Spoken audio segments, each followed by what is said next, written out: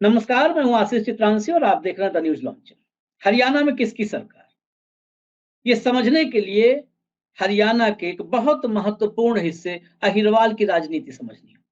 वैसे हरियाणा के हर हिस्से को समझना जरूरी है, लेकिन अहिरवाल वही इलाका है जिसने 2014 और 2019 दोनों बार भाजपा की सरकार बनवाने में सबसे बड़ा योगदान दिया, सबसे महत्वपूर्ण।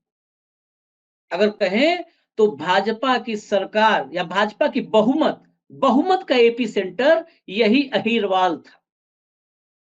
और इस अहिरवाल में जो सबसे बड़ा नेता जिसने भाजपा को अहिरवाल में इतनी बड़ी कामयाबी दिलवाई, वो कोई और नहीं था, इसमें कोई डाउट भी किसी को नहीं है, राव इंद्रजीत सिंह। राव इंद्रजीत सिंह कांग्रेस के कद्दावर नेता रहे।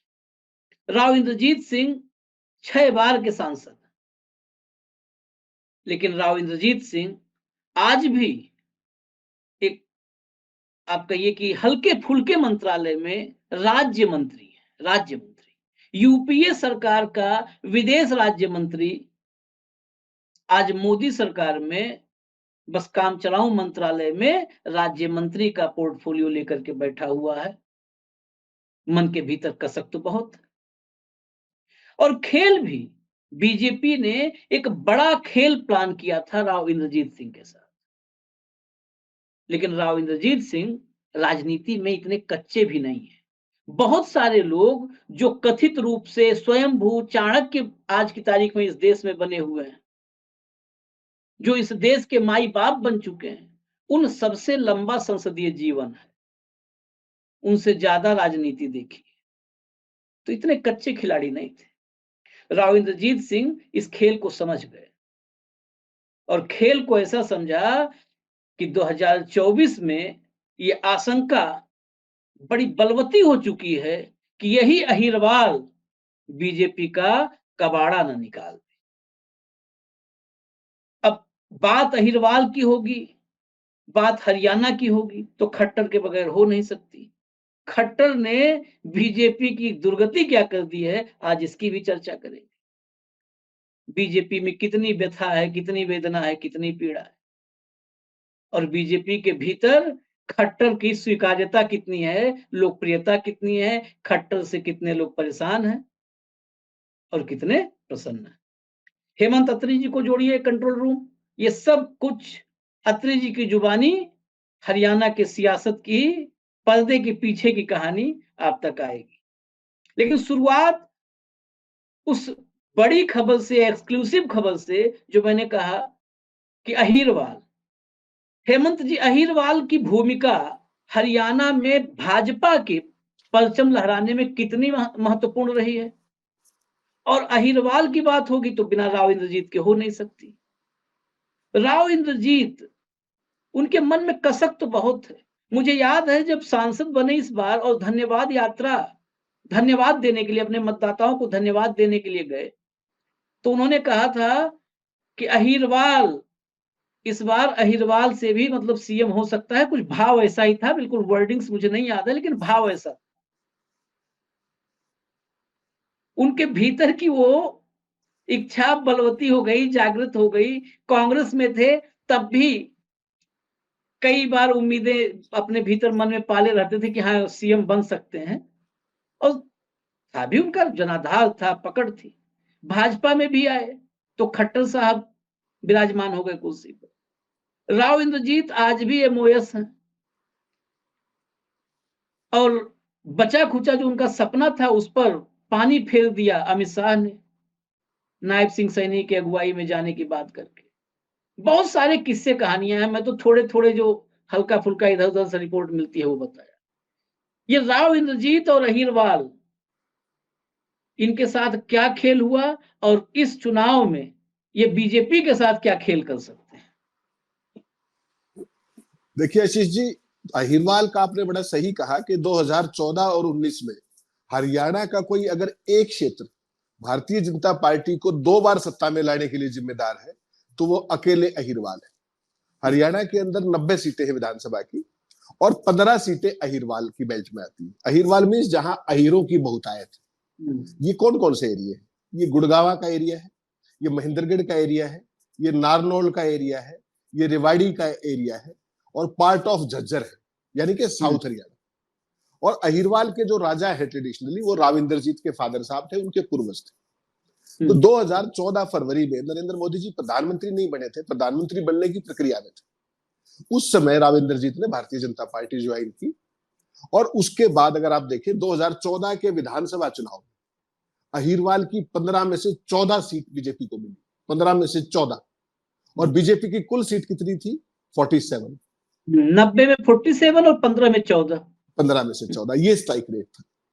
उसके बाद अहिरवाल को क्या मिला? 2 टटपुंजीय मंत्री, राज्य मंत्री, और उनको भी कोई डंका महकमा नहीं मिला। और ना गुड़गांव में कोई विकास की बात हुई, ना कुछ हुआ। जो गुड़गांव को जिसको आप मिलेनियम सिटी कहते हैं और पता नहीं क्या कहते हैं। चलिए 2019 पे आ जाइए। 2019 में इसी अहिरवाल ने उन सब जातियों के उपेक्षा के बावजूद अहिरवाल ने फिर इसको बीजेपी को 15 में से 11 सीटें दी, 15 में से 11। और वही बीजेपी जिसको 90 में से कुल 40 सीट मिली, यहां 15 में से फिर 11 मिल गई और दोबारा सत्ता का दरवाजा खोल दिया जेजेपी के साथ मिलकर। अहिरवाल का बीजेपी के प्रति ये योगदान रहा है और उसके बदले में अहिरवाल को मिला क्या है? केवल उपेक्षा। आपने उचित फरमाया कि जो राव इंद्रजीत है वो one of the senior most MPs हैं हरियाणा के इतिहास के। 6 बार के एमपी हैं और 4 बार एमएलए भी रहे हैं। और आपको जान के हैरानी होगी वो 4थी बार के एमओएस भी है। वो कौन से महकमे के एमओएस है वो उसमें हरियाणा के इतने लोग जानते हैं। उनको इतना सब करने के बावजूद भी आज भी वो साइड लाइन है। मनोहर लाल खट्टर के चेलों की वहां चली, कोई ओएसडी था, कोई पीए था, कोई नरवीर था, और उन सब को जान करके आगे बढ़ाया गया ताकि राव इंद्रजीत को निपटाया जा सके। ये लगातार मुहिम पिछले 10 साल से लगातार जारी है और ये दर्द रह रह के इंद्रजीत की जुबान पर आता है।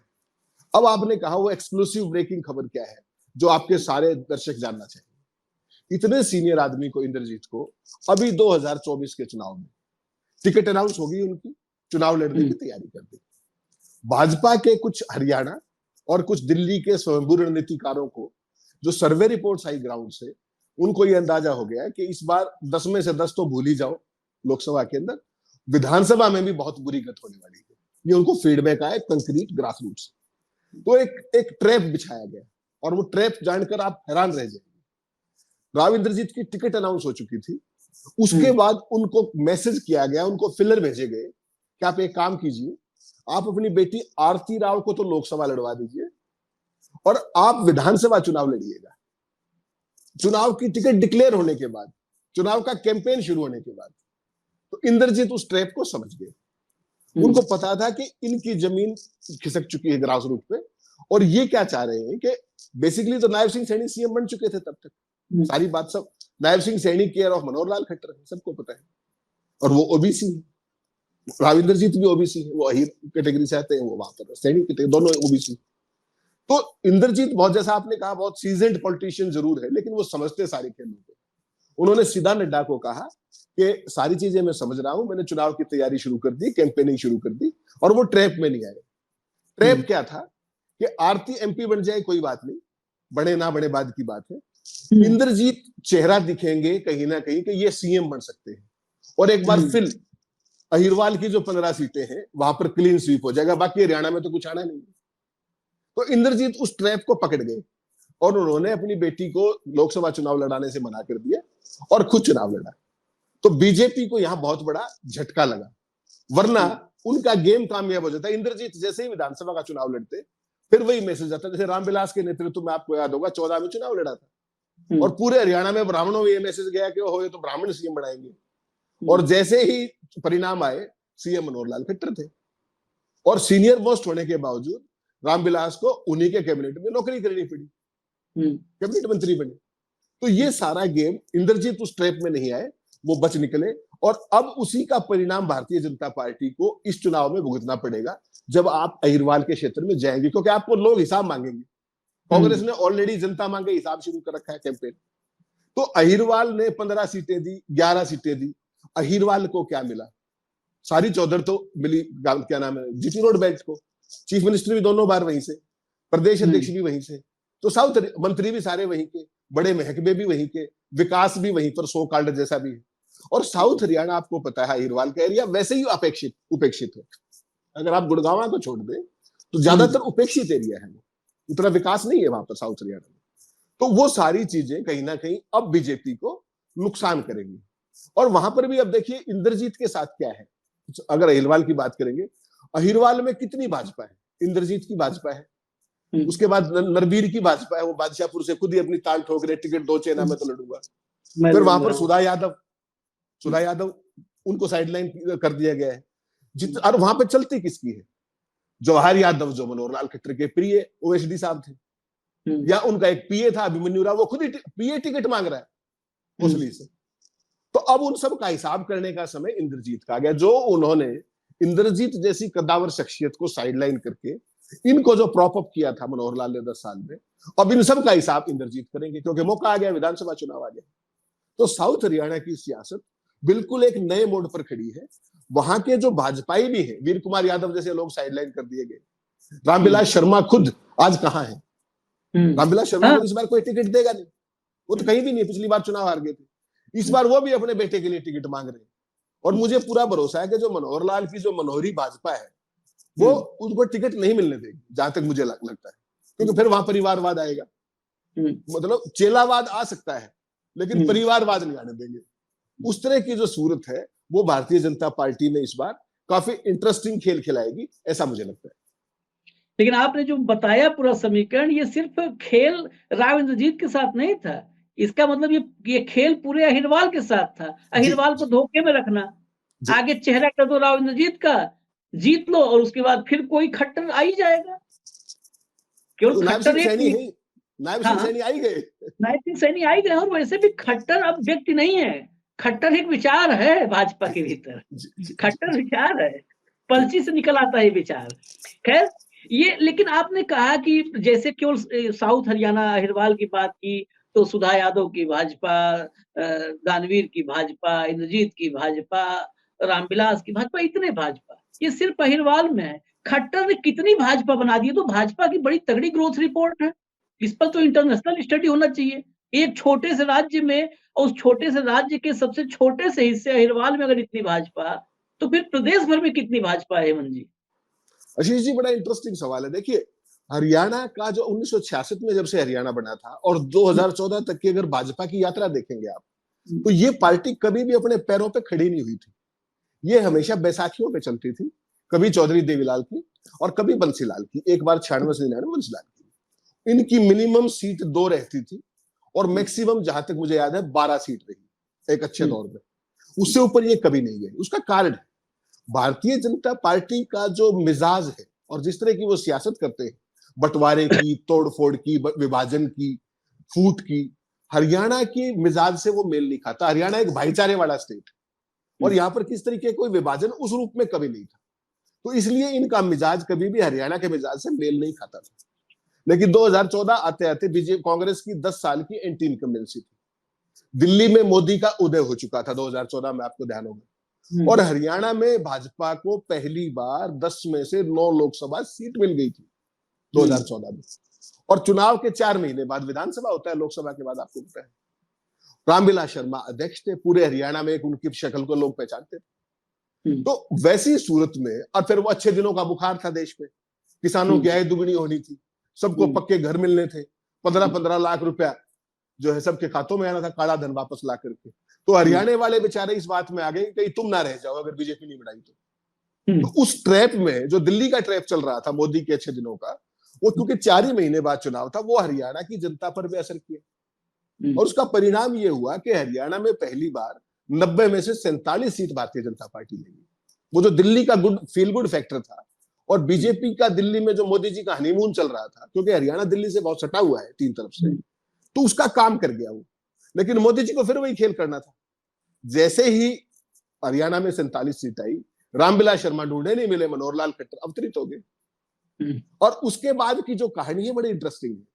देखिए हरियाणा के अंदर आज जो भाजपा थी वो मनोहरी भाजपा रह गई, केवल मनोहरी भाजपा। मनोहर लाल ने क्या किया? मनोहर लाल विशुद्ध रूप से संगठन के व्यक्ति थे, संगठन का उनका तजुर्बा था। तो बेसिकली क्या था कि जब हरियाणा की उनको बागडोर सौंपी गई तो उनको राजनीतिक तजुर्बा नहीं, किसी भी पद पर वो पार्षद भी नहीं रहे कभी, और सीधा मुख्यमंत्री बना दिया।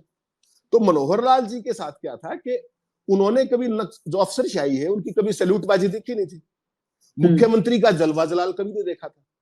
तो जैसे ही वो बने तो बीजेपी की जो कोर टीम थी उसमें रामविलास शर्मा भी थे, धनखड़ भी थे, अभिमन्यु भी थे, वीर कुमार यादव थे, दुनिया भर के लोग थे जिन्होंने तपस्या सालों साल की थी। उन्होंने उस टीम को साइडलाइन करके चेले पैदा करने शुरू कर दिए और वो कंप्लीटली अपने चेलों पर निर्भर हो गए। ये जवाहर यादव, ये जो मैंने अभिमन्यु राव बताया, ये वो सारा स्टफ है। और भी तमाम तरह के 20 लोग ऐसे नाम है जिन्होंने सारे दत्तकर्म किए जो नहीं करने चाहिए। फिर कुछ अफसर एक खास लॉबी के, एक खास बिरादरी के, मनोहर लाल जी उनके ट्रैप में शुरू से लेकर के आखिर तक बने रहे।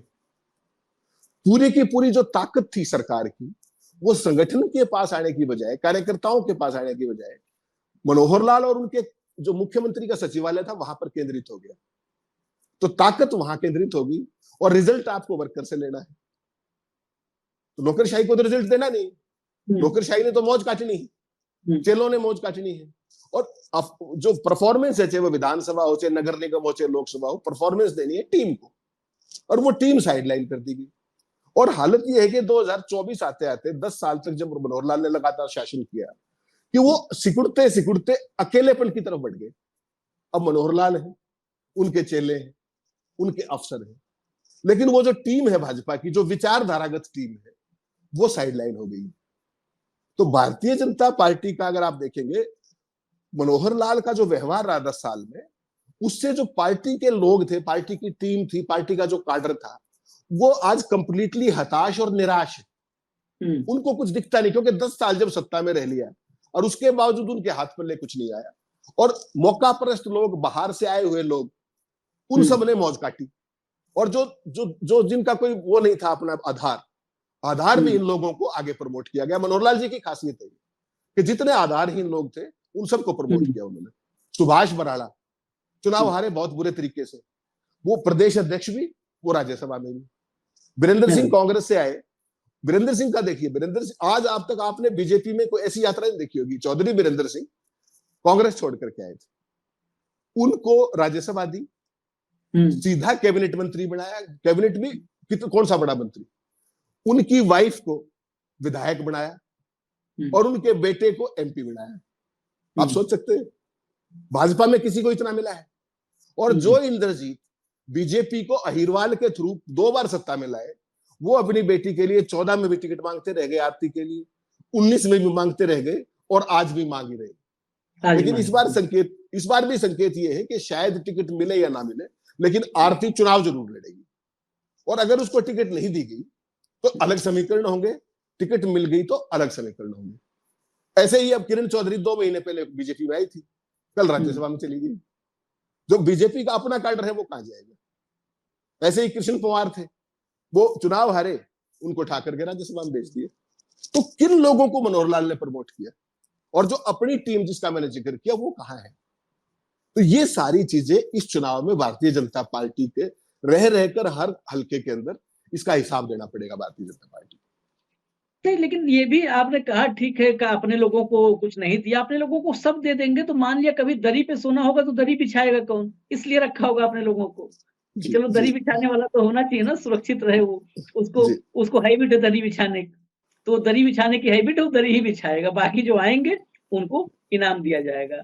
लेकिन मैं मतलब थोड़ा नाम के साथ जानना चाहता हूँ इस विषय पर कि ये जो बिखराव है, ये बिखराव पूरे हरियाणा भाजपा में बिखराव, अलग अलग हिस्सों में। अहिरवाल के तो हमने कई नाम जान लिए, करीब सारे सामने आ गए, लेकिन बाकी हिस्सों में कैप्टन अभिमन्यु का एक नाम आता है सामने कि कैप्टन अभिमन्यु किस हालत में है, कहां पर है।